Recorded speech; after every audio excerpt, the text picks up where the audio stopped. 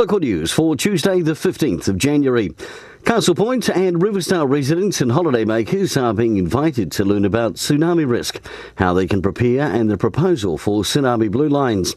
2 dates have been set for meetings: Sunday the 20th of January, that's this Sunday, at the Castle Point Hall, and in Riversdale on Monday the 21st at the Golf Club.